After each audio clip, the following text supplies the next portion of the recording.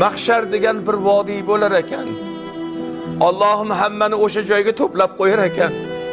Mahshardan jannatga ko'prik tortilar ekan, ko'prik.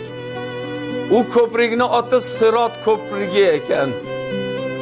U ko'prik qildan ingichka ekan, qilichdan o'tkir ekan. Ko'rgan mo'min dod devorar ekan. Dod. Onam tug'masaydi, dunyoga tug'ilmasaymidim, shu ko'prikdan o'tamanmi? Hazrati Eshoni Sofonlayor aytadilar.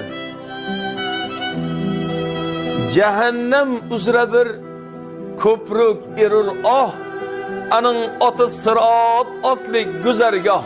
Qilichdan tez erur qildin ingichka, pushaymonlar tushar o'shal kun ichga.